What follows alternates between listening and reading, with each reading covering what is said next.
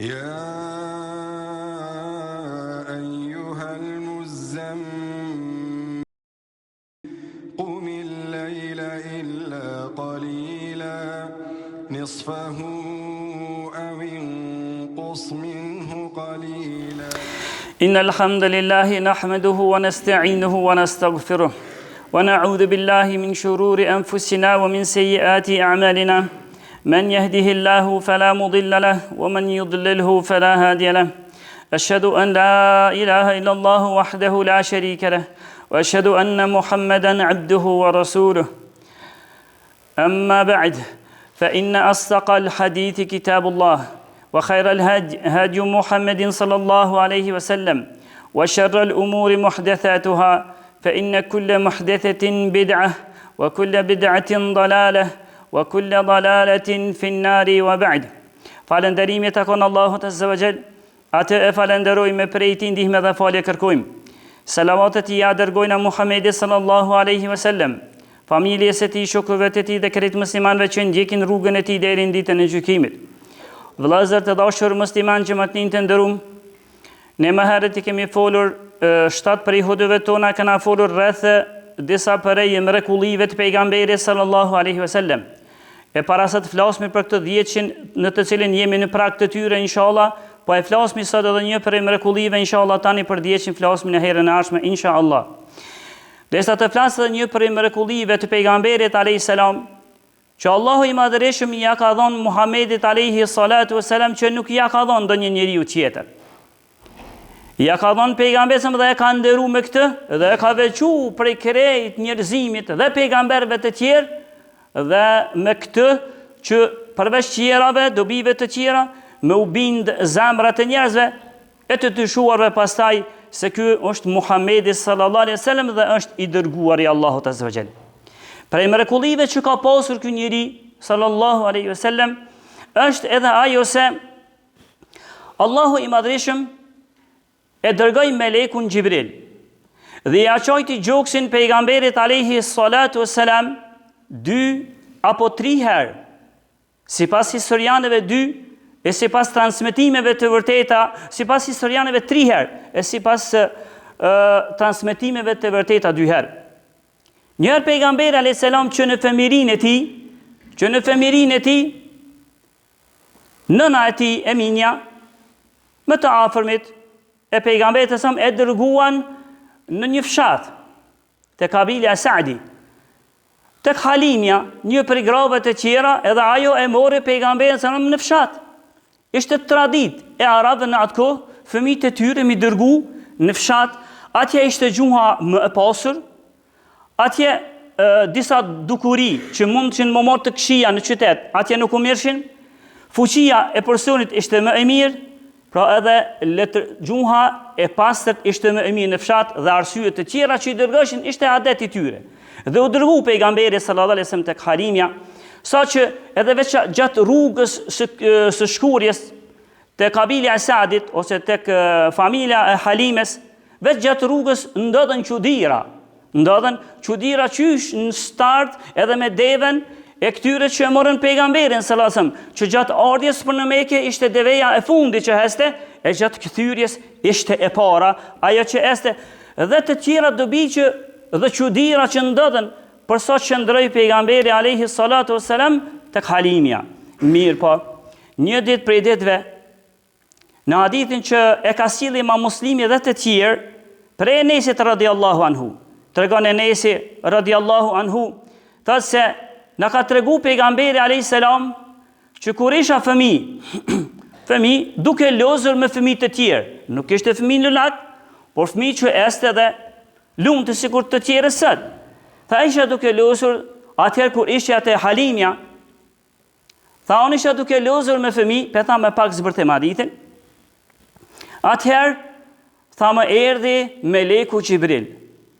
Edhe me shtriu tha, meleku Gjibril me shtriu mu dhe ma qajti gjoksin tim. E nxjerri zemrën time nga gjoksi im, e pastaj tha, thumma ghassalahu fi tassin min dhahabin bima'i zamzam, e pastaj e kishte marrë tha Gjibrili një taz dhe në to kishte ujë zemzemi. dhe ma lajti zemrën që unë e shisha ngjarjen. Kjo është mrekulli e veçantë që pejgamberi alayhis salam e shike veten e tij duke u operu. Sot, veç nëse e sheh pastaj, nëse të bëhen ngjizimet, e pastaj e sheh veten tënde. Por ndryshe ato për ato, në këtë kus ndodhin, as nuk u pi pejgamberi alayhis salam, as nikësia të pirjes, as kur gjë nuk mori, por vetëm se ju qa gjoksi dhe nuk ndike dhimbje. E janë zeri zemrën e tij, i alajti me një taz, erdhi ta Xhibrili me një taz që në to kishte ujë Zemzem, dhe kjo është një që na tregon rëndësinë dhe vlerën e ujit Zemzem, se ka mujt pejgamberit me ju la zemra e tij me një ujë tjetër, po e zgjedhi Allahu ujin Zemzem, dhe kjo tregon për vlerën e tij. Pastaj e vendosi në vendin e vet zemrën edhe e çepi gjoksin tim. Atër fëmijët që ishin duke lujtur me pejgamberin sa më tregon e Enesi, si që i ka tregu pejgamberi sa, thot fëmijët që ishin duke lozur me pejgamberin sa më shkuan te Halimja të ngajt. Edhe i than, ta vrajtën djalin, e mbytën djalin. Nuk e kishte bash djal, po ishte në kujdesin e tij, se djali ishte Eminja, djali i Eminës ishte pejgamberi alayhis salam. Edhe i tha që ta mbytën. Edhe u marakas shumë Halimja të Saadi i thujnë, edhe ngajti shpejt. Kur edhe pejgamberi sa veç ishte mu të ardhur, kur ajo priti tash pejgamberin me gjithë të shtrim dhe të vdekur, kur pejgamberi ishte duke esur, vetëm se tha Saadi, dallimi çka ishte se kishte një zbehje në fytyrën e pejgamberit alayhis salam. U vërejt pejgamberi se ishte i zbehur për atë çka i ndodhi pejgamberit alayhis salam, ndërsa thotë Enesi, unë ja kam po pejt ose atë qepjen në gjoksin e tij unë vet, thotë ja kam pa pejgamberit sallallahu alaihi wasallam. Kjo tregon për një mrekulli që nuk i është dhënë ndonjë njeriu tjetër para pejgamberit alayhi salatu wassalam, e që kjo nas nuk arritet më deri në ditën e gjykimit. Kjo pra ishte hera e parë kur pejgamberit ju ço gjoksi dhe ju nxjerr zemra e tij. Hera e dytë, dietarët thanë se ose disa prej historianëve thanë se hera e dytë është para sa nisi ose deshti ose filloi me i ardh shpallja. Sa po filloi ose pak para se me fillu shpallja, Allahu azza wa jall e dërgoi melekun Xhibril dhe ja çojti gjoksin pejgamberit dhe ja shpërlajti zemrën e tij.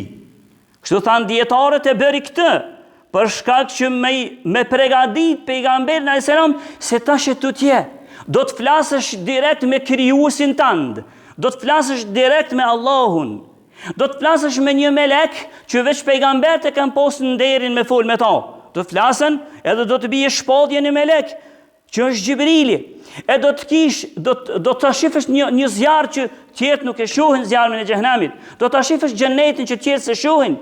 Atëherë e pregaditi Allahu pejgamberin para se më janis, ose tu janis shpallja me ardh. Kjo ishte hera e dytë, ndërsa historianët këta kanë përmendur si ngjarjen e dytë për shkak të disa transmetimeve që ka sjell Ebu Nuaimi në librin e Dalail. Mirë, po për ata që i morin vesh pak më shumë ato detajet, ata që ja kanë thirr zinxhirin, rivajetin prej filonit deri tek pejgamberi, e kanë vërejtë që ka pak dobësin të dhe kanë thonë janë të dobta. Mirë, po në histori kjo përmendet, hera e dytë. Edhe për më shumë se dobësinë e tyre e gjon në librin Siratun Nabawiyyah as-Sahihah para dashimon vesh. Ndërsa hera e tretë që pejgamberit alayhis salatu wassalam ju ço gjoksi i tij, ishte momenti kur i erdhi meleku Xhibril. I erdhi meleku Xhibril pejgamberit alayhis salam dhe e mori pejgamberin asam sikur që hadithin që e sjell Buhariu dhe të tjerë prej Enesit, tha tregon pejgamberi alayhis salam, isha tha unë në Mekë. Sa që u qa edhe kulmi i shtëpisë në të cilën unë isha, erdhi meleku Xhibril me mori mua. E pastaj tha ma çojti gjoksin tim meleku Xhibril. Ma nxjerri zemrën time, kjo është tash hera e dytë ose e treta. Ma çojti gjoksin, ma nxjerri zemrën time, tha pastaj tha thumma ghassalahu bima i Zemzem, edhe apet dhe e lajti zemrën time me ujë të Zemzemit, e atëherë tha erdhi meleku Xhibril. Herën e parë erdhi veç me një taz që në ta kishte ujë zemzemi. Në herën tash dytë ose të tretë, sipas historianëve, e mormi se erdhi tha pejgamberi me një enë prej ari, që tashti më që kishte la me ujë zemzem, po erdhi me një enë prej ari që në ta kishte të mbushur urtësi, kishte të mbushur urtësi dhe iman. Fjala urtësi dhe iman janë çështje që ka s'duken, po në hadith këtu i bëri pejgamberi sikur gjëra të cilat duken, e pastaj tha pejgamberi ma vendosi zemrën në vendin e vet, e çepi gjoksin tim dhe me kapi për dorë me leku Xhibril dhe shkuam na e bëm Isra dhe Mi'rajin. Atëherë tregon pejgamberi sallallahu alajhi wasallam dhe prej dietarët kanë thonë disa se pse imanin këto dhe urtësin e bëri sikur një diçka që shihet, tha për me tregu se në këtë enë kishte arit, kishte një diçka të veçantë, që ajo diçkohi që nuk e tregoi pejgamberi është diçka që i ashtonte devotshmërin, i ashtonte urtësinë dhe imanin pejgamberit sallallahu alaihi wasallam. Disa të tjerë kuptuan edhe më ndrysh, tha e lajti, kjo nën kupton në hadith se e lajti aq fort zemrën e pejgamberit sa që s'mbeti gjë e keqe mund ta. Edhe këtë herën sin herën e parë e ka pas përmend pejgamberi që kur janë nxjerrë pejgamberit asam zemrën e nxjerrin një cup mishi të vogël ose gjaki të ngjizur, edhe tha kjo është hisja e shejtanit në ty. Kjo është hisja e shejtanit, që përmes kësajna shejtani ka mundësinë me të shti diçka me mendu keq ose për në ndonjë mëkat, edhe ato ja pat hek pejgamberit sallallahu alaihi wasallam. Kjo po ishte një prej mrekullive që Allahu ja dha pejgamberit sallallahu alaihi wasallam. Dikush mund me pyet, a thua, a nuk mujti Allahu azza wa jall pejgamberit mja pastru zemrën e tij, me ja mbush me iman dhe urtësi, me ja hekat hisën që shejtani mundet me posise në ta, a nuk mujti me ja hek pa ja qa gjoksin? Përgjigjen e di vetëm Allahu azza wa jall, por ndoshta është ajo se Allahu fillimisht Allahu ban çka don dhe ai spytet çka bëri, po ne i pyetemi për atë çka bëjmë, e pastaj është edhe një urtësi që neve më na mush zemrat tona se Allah ka mujt me ja pastru edhe ashtu, por këtë të mirë, këtë vlerë pejgamberit asena gjoksi 2 apo 3 herë, edhe mos me gjet asgjë pejgamberi këtë vlerë edhe këtë pozitë të tij e kuptuam vetëm atëherë pasi që morëm vesh se zemra e pejgamberit alayhi salatu wasalam ishte nxjerrur prej gjoksit të tij. Kishte një prej mrekullive që Allahu ja dërgoi dhe ja dha Muhammedit sallallahu alaihi wasallam. Ka dhe mrekulli të tjera që inshallah vjerën në të ardhmen, vetëm se do ta marrni pak pauzë në këtë pikë. Na lusmi Allahun azza wa jall të na fat na mëshiron. Lusmi Allahun azza wa jall me pejgamberin xhenetën e takon. Walhamdulillahi rabbil alamin.